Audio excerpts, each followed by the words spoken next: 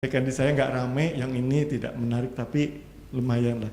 Nah, yang kan saya bicarakan adalah jejaring hubungan kita, orang yang penting. Tadi Ibu Kepala Perpustakaan juga bilang, udah dijaring, udah dicantolin kabelnya, orangnya nggak mau gitu ya. Oleh karena itu kita bicara soal hubungan manusiawi, ada 3 poin yang akan saya bicarakan, yaitu tentang familiarity, keakraban orang, ya, bahwa jaringan itu kuncinya adalah bahwa kita akrab dulu, kenal dulu, ya, masing-masing tahu siapa dengan siapa. Karena kalau udah jejaring, seperti di Facebook, tiba-tiba ada kenalan ya, lalu udah kenal ini siapa, nggak jelas, tahu-tahu nipu misalnya gitu ya. Kemudian ada keberimbangan, ada equality, kemudian kepercayaan. Mudah-mudahan waktunya cukup, karena saya kalau udah bicara kan hitungannya semester gitu ya. SKS 30. Kemudian, oh ya, saya juga punya ciri khas, saya adalah orang yang selalu terakhir di seminar. Maka saya tadi minta ketiga, karena kalau saya yang kedua, ya begitu saya ngomong semuanya dianggap oh pasti udahan gitu ya. Maka saya ketiga. Coba Anda perhatikan berapa kali saya seminar, saya selalu jadi pamungkas. Jadi begitu Pak Agus bicara, wah semua udah bungkus-bungkus kertas, udah ngelipat buku, karena setelah Pak Agus nggak ada pembicara lagi setelah itu. Makanya saya minta tadi yang kedua. Oke, yang pertama, dan ini adalah pengenalan. Yang pertama, orang yang mau kerjasama itu harus kenal dia ini siapa. Dia itu kekuatannya apa. Banyak orang yang menyebutkan, saya ini perpustakaan umum, tapi nggak boleh sembarang orang datang. Dan buku saya itu khusus yang ini. Gitu. Lalu kenapa perpustakaan umum menyebutnya? Lah di SK-nya saya ini adalah perpustakaan umum. Gitu. Nah identifikasi itu yang nggak pernah jelas. Kemarin ada yang juga tanya, Pak saya ini mengelola perpustakaan punyanya yatim piatu. Semua yatim piatu di tempat lain boleh masuk, orang lain juga boleh masuk. Tapi saya nggak boleh bilang perpustakaan umum, ini perpustakaan khusus. Kenapa? Karena diadakannya di sebuah rumah namanya perpustakaan yatim piatu. Gitu. Nah status itu yang harus dikenalkan dulu. Jadi nanti kalau ngobrol itu nyambung. Misalnya tiba-tiba ngomong dengan orang perpustakaan khusus tunanetra, yang satu perpustakaan ini, ngomongnya nggak nyambung gitu. Oleh karena itu Anda bilang, saya ini apa? Saya ini statusnya ini, perpustakaan saya apa? Kemudian Anda juga harus kenal kekuatan saya di mana.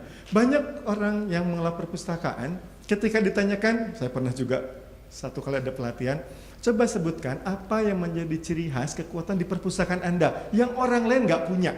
Nggak ada yang bisa bilang tuh. Semua rata. Karena kita sistemnya biasanya kayak warung. Di sana yang lagi laku orang jualan beras, semua jualan beras. Gitu ya. Petani di perkebunan juga gitu. Sekarang yang lagi laku kol, semua jual kol. Sampai bisnis cacing, semua nggak laku jadinya kan. Karena semuanya sama. Nah, harusnya setiap perpustakaan itu maka bisa kerjasama itu karena beda-beda, masing-masing punya. Sekecil apapun sebuah perpustakaan pasti dia punya ciri khas yang orang lain nggak punya gitu ya. Tapi bukan misalnya di tempat kami pustakawannya tua-tua, di tempat lain pasti muda-muda. Itu bukan itu. Koleksinya, ciri khasnya, layanan khasnya. Jangan berebut, oh tuaan saya, oh cerewetan saya dong. Atau kumpulnya nanti ini. Tapi kita juga bilang tentang kelemahan. Kita juga ngaku, saya belum punya ini.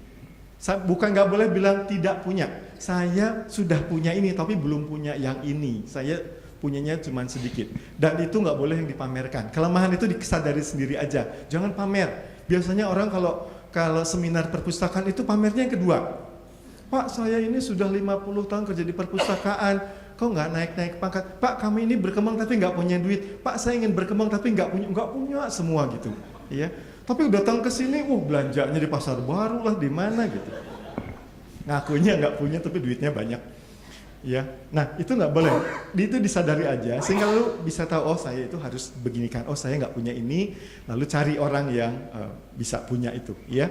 Kemudian keterbukaan diri. Kita ngaku bahwa saya memang butuh orang lain. Nggak boleh belagu. Ya, pustakawan nggak boleh ngerasa saya udah bisa sendiri kok, apapun yang saya lakukan itu udah cukup gitu. Nggak bisa perpustakaan selalu bilang saya sudah ini, tapi pasti saya belum bisa ini, saya pasti nggak punya ini, ya. Maka saya butuh orang lain. Memang banyak kalau Bapak Ibu iseng, saya ini orangnya iseng, suka merhatiin perilaku orang-orang yang berkunjung ke perpustakaan, ke seminar. Ada yang kerjanya cuma datang, Pak punya ini nggak? Pak nggak punya. Ada yang begini aja, pasti kalian nggak punya itu, kalian nggak punya itu, pasti nggak punya itu. Duduknya berdiri di pojokan situ, yang lain pada ngumpul ya gini aja, yang lain yang ngumpul pasti nggak punya apa-apa, ini yang punya Padahal nggak ada yang nemenin, belagu banget soalnya. Ya, jadi nggak boleh. Kesadaran kebutuhan pada pihak lain harus ada. Kemudian ingin kenal. Nah ini juga jadi ciri khas orang perpustakaan kalau ikut seminar. Pak Rahmat mungkin nggak perhatikan. Orang perpustakaan tuh kalau datang berkumpul itu nggak pernah nyampur. Maunya kerjasama. Tapi kalau ngumpul perpustakaan nanti yang orang Jakarta ngumpul di situ, yang Bandung di situ, yang Bogor situ. Gitu. Ya. Nah saya tuh kerjanya keliling. Kenalin gitu. Ada yang udah sama-sama Jakarta nggak kenal. Karena dia orang DKI, yang ini orang perpustakaan dinas gitu ya. Maka bergabulah. Coba kalau sekarang kita lihat yang duduk, pasti ini temennya gitu, ini jadinya temennya gitu kan gitu.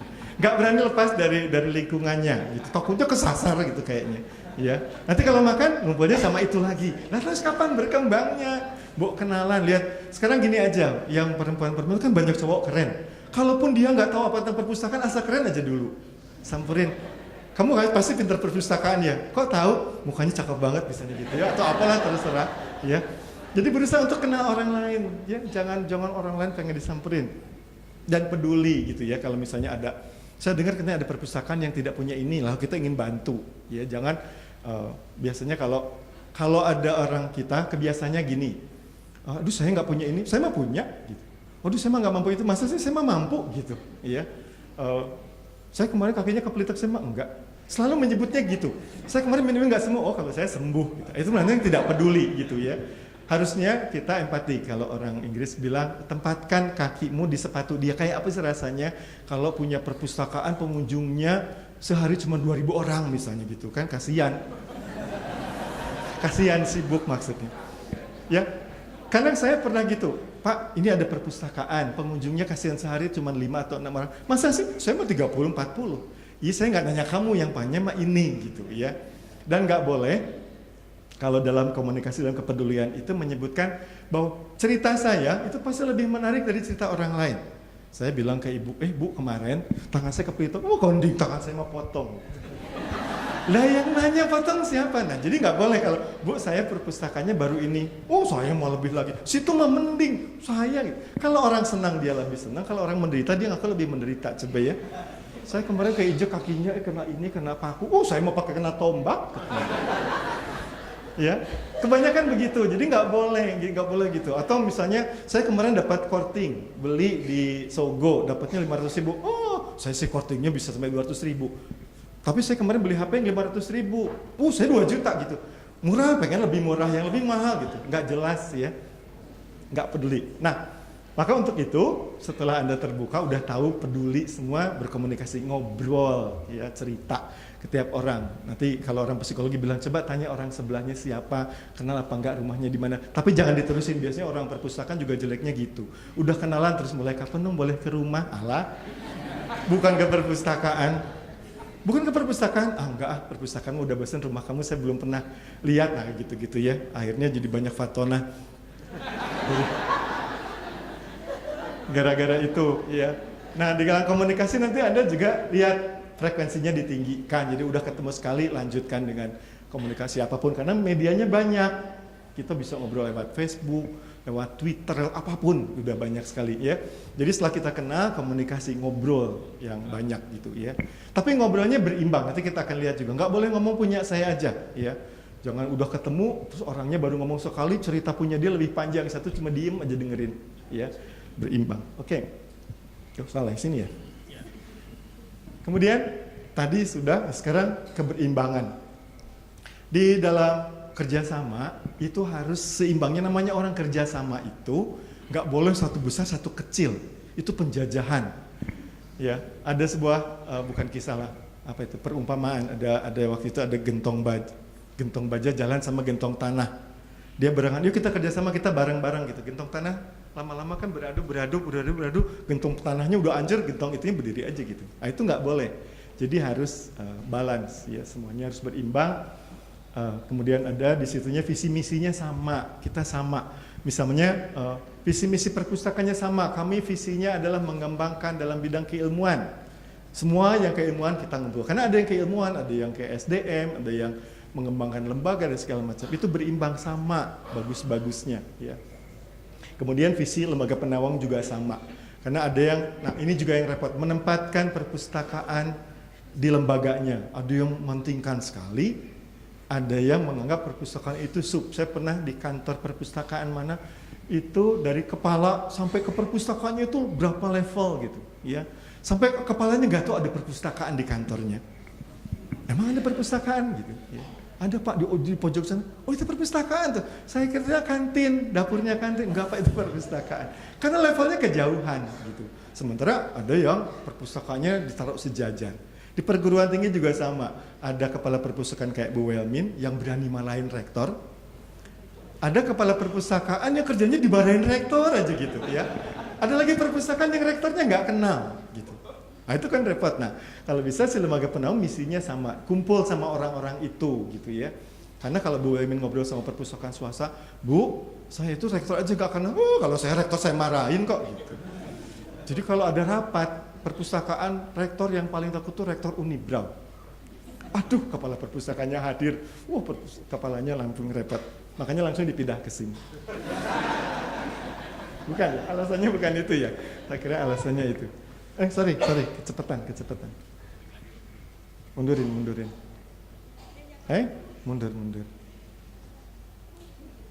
Itu dulu. Udah, nanti dulu. Kita habisin dia, saya senang cerita.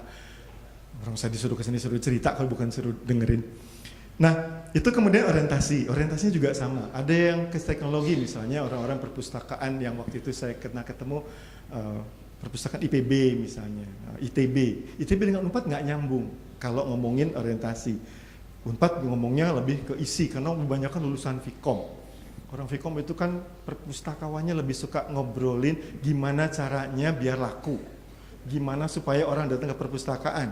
Sementara perguruan tinggi yang lain gimana supaya buku ini bersih terus, supaya banyak itu gitu ya. Jadi ada orang yang bilang kalau perpustakaan bukunya hilang, itu artinya banyak orang yang minat baca. Ada yang bilang kalau perpustakaan bukunya hilang berarti nggak benar ngurusnya. Nah itu kan udah nggak sama gitu ya. Jadi ada yang orientasinya ke koleksi, ada yang koleksinya dibanyakan. Ya, saya pernah berkunjung ke perpustakaan salah satu Ibu Dharma Wanita. Mereka dengan bangganya, Pak, buku kami jaga dengan baik Pak. Awet lihat Pak, dikunci. Jadi nggak ada yang bisa baca. Pak, Bu kalau ada yang baca, wah kalau saya nggak ada yang bisa baca Pak. Lihat Pak, bagus sekali, gitu, rapi. Ada yang satu lagi dikordenin, gitu.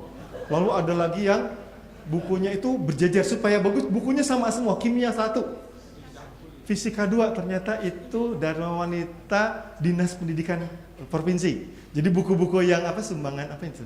Bos, itu kan banyak lebih. Wah itu disumbangkan ke Dharma Wanita. Kebayang kan ibu-ibu Dharma Wanita sambil arisan terus bacanya kimia 1, biologi 2 gitu. Tapi bagus. Pak lihat Pak rapi kan sama jenis gitu ya. Lalu ada majalah Femina yang bekas yang tahun 3000 yang 2001 gitu ada di situ. Dan itu yang laku. Yang ngapain ibu-ibu baca kimia? Nah, ada yang ke situ, ada yang ke SDM ya, ada yang sekolah bukunya sedikit tapi pustakawannya lulusan luar negeri semua gitu. Ikutan seminar di mana-mana gitu. Tapi kalau kita ke rumahnya bukunya ada 5 gitu kan. Tapi pustakawannya pinter-pinter. Ada yang ke situ. Nah, orang yang seperti itu ngobrolnya juga sama, orang ngomongin cerita yang sama. Kemudian kita juga bicara soal kekuatan, itu juga harus seimbang. Yang punya komputer 5 yang ngobrolnya yang 5, jangan yang komputer 1 ngomongin dengan yang komputernya 20. Yang satu ngomongnya udah Pentium, udah dual core, yang itu yang ini masih ngomongin DOS misalnya gitu ya. Pak kalau WS itu gitu, atau masih ngomongin Pak kalau saya itu pakai Lotus masukin datanya, pasti orang-orang yang lahirnya kemarin-kemarin nggak tahu Lotus, taunya udah Excel berapa.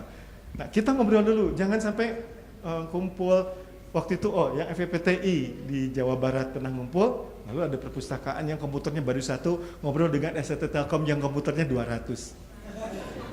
Pak kalau itu pasti bilang begitu dikunjungi ke rumahnya, ini komputer ya kata orang STT Telkomnya. Karena dia lihat, kenapa ada komputer kok ada belakangnya? Dia kan taunya flat, yang kecil itu. Oh punya kami lebih mahal Pak, punya Bapak kan tipis, ini lebih gede ada belakangnya. Ya. Nah itu yang kemudian nggak nyimbang. Jadi nanti itu juga harus diobrolin gitu ya, jangan yang sama. Kemudian koleksi juga jangan yang punya 1000 ngobrol dengan yang 500.000 dulu. Karena ngobrolnya nggak nyambung, ya kan? Kami pernah mau kerjasama waktu itu Pak Darminto, mau kerjasama dengan Anda membayangkan perpustakaan Unpad punya 100.000 buku, ingin bekerja sama dengan The British Library, yang waktu itu punyanya 15 juta. Waktu itu ngobrol, dengan bangganya kan saya tanya, pengen gaya, pengen disebut keren Pak. Saya bilang, what system do you have in this library? Oh, dia cerita, kami pakai ini, karena kami punya 15 juta. Karena di Inggris itu, yang kata Ibu tadi, apapun yang terbit di Inggris, mau cuman iklan pijat tradisional menyembuhkan 1001 penyakit, walaupun nggak jadi jamin, kan ada tuh yang di terminal British Council itu, British Library itu punya, apapun gitu, kan punya 15 juta eksemplar. Kalau dia cerita itu, lalu dia tanya ke saya, Anda punya berapa eksemplar? Bayang nggak saya harus jawab apa? Dia punya 15 juta, saya punya 100.000. Terus dia bilang, beli buku deh. Padahal saya dengan bangganya nanti akan cerita, oh kamu pakai sistem ini, Terus dia bilang, enggak, beli buku aja lah dengan 100.000, ngomong main 15 juta. Kan nggak nyambung ngobrolnya. Ya, gitu. Yang SDM juga sama, yang satu pustakawan. Kalau Anda ngobrol, ada orang perpustakaan dari daerah yang kecil, ngobrol sama perpustakaan yang paling banyak perpustakaan lulusan S1-nya misalnya IPB, UI, misalnya gitu ya. Lalu ngobrol sama perpustakaan itu, SDM-nya nggak punya satu pun. Yang ini banyak, nah, itu juga nggak bisa ngobrol bareng. Cari dulu yang sama dulu. Tapi kalau yang ketemu dengan yang pustakawannya sedikit-sedikit, jangan saling mengeluh. Wah, perpustakaan kok miskin, aduh kami lebih miskin lagi, apalagi saya mau lebih miskin lagi, saya mau nggak punya perpustakaannya juga gitu. Itu bukan kerjasama kalau itu ya. Oke, nah untuk bisa berkomunikasi, ini bagian terakhir, untuk bisa berkomunikasi dengan baik, kunci syaratnya adalah Anda harus bisa dipercaya dulu, nggak boleh saling curiga. Nah ini yang kemudian saya suka lihat dalam hubungan itu, masing-masing curiga, ini benar nggak kalau saya pinjamkan, dia meminjamkan saya juga, gitu ya. Jadi curiganya atau kepercayaan itu bukan saya kalau pinjam dikembaliin, nggak. Kalau saya kerja sama dia, dia juga akan memberi ke saya nggak, gitu ya. Jadi bentuknya adalah memberi dan menerima. Jangan sampai yang ini ngasih aja, yang ini nerima aja, gitu ya. Nah yang pertama adalah reputasi. Untuk bisa dipercaya harus punya reputasi. Anda harus pernah memiliki sebuah pengalaman bahwa Anda itu tidak pernah berbohong, Anda itu tidak pernah dicurigai, belum pernah ditangkap KPK. Saya nggak tahu kalau kepala perpustakaan Kota Bandung sekarang reputasinya bagus nggak? Karena kepala yang dulu kan tersangkut, bukan ini sekarang, tersangkut urusan berapa M, lalu orang bilang, wah kepala perpustakaannya begini gitu misalnya. Ya. Reputasi itu perlu dijaga. Atau perpustakaan yang pernah misalnya katanya dapat bantuan, bukunya nggak jelas kemana gitu ya. Itu kita jaga. Kemudian Anda juga harus punya kejujuran, jujur, benar, kalau nggak punya bilang nggak punya, kalau punya bilang punya gitu. Itu kayak main kartu aja. Jadi kita harus bisa jujur, kemudian kita juga harus punya rekomendasi. Ya, untuk bisa dipercaya Anda harus pernah nanya, kalau Anda mau kerja sama, nanya dulu ke Perpusnas. Kalau perguruan tinggi itu ke Dikti ya. Kalau pengen sekolah ini bagus apa enggak? Misalnya waktu kemarin kami pernah di Unpad ada kerjasama. Ini maaf saya sebut aja. Nama sekolahnya depannya P. Dia kerjasama dengan Unpad. Oh, Unpad udah tanda tangan, wah udah bagus, udah seneng. Lalu kami kirimlah utusan. Sampai ke sini ternyata sekolahnya berbentuk ruko, satu kelas mahasiswanya 10. Kerjasama dengan Unpad yang jumlah mahasiswanya 50.000. Dosennya udah kita kirim, wah kita udah siap, ini profesor. Kita datangin. Kenapa kami nggak tanya ke Dikti, Pak, yang sekolahnya ini bagus apa enggak? Waktu itu belum akreditasi, tapi seperti itu gitu. Maka reputasi atau rekomendasi kita tahu. Jadi sebelum kita ngobrol aja dulu masing-masing. Tapi kalau Anda belum yakin, tanya ke Perpusnas. Pertanyaannya Perpusnas tahu nggak dia gitu kan? Atau misalnya Ibu, Bu, saya pengen tahu reputasi perpustakaan ini, dia mau kerja sama dengan kami. Saya nanya langsung, dia nggak enak, masa Ibu nanya, kamu perpustakaan bagus apa enggak sih? Kamu pernah jelek ya? Kan nggak mungkin. Lalu kita minta ke yang lain gitu ya.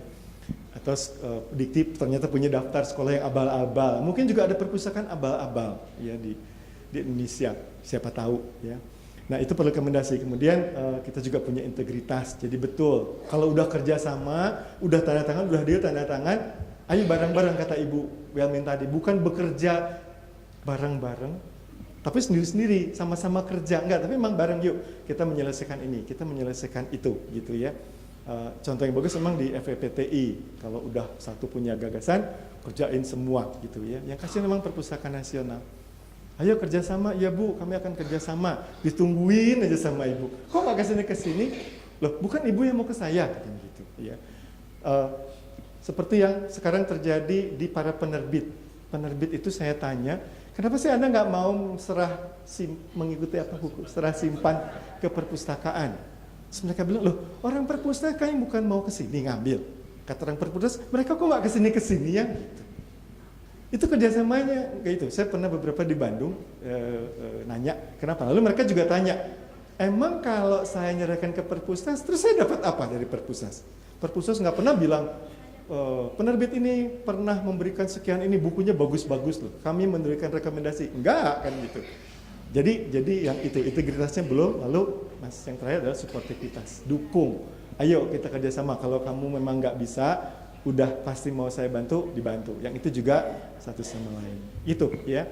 Jadi kuncinya dari semua kerjasama yang bagus itu ada SDM, ya, orangnya. Bukan cuma alat-alat mah gampang lah, tinggal dibeli. Orang itu digaji berapa juga kalau memang nggak bagus kerjanya, ya nggak akan pernah bisa bekerja dengan baik. Itu aja yang bisa saya sampaikan dulu, nanti kita ngobrol lebih panjang di ruang, jangan di sini. Terima kasih. Assalamualaikum warahmatullahi wabarakatuh. Terima kasih Pak Agus, tepuk tangan untuk Pak Agus Rusmana. Ya. Bapak Ibu, saya kira waktu kita masih sekitar 45 menit kita masih bisa. Meskipun tadi Pak Agus sudah melebihi 9 menit Pak. Oke, tapi saya lihat Bapak Ibu sangat tertarik, dari saya teruskan. Kita mungkin bisa buka sesi pertanyaan ini untuk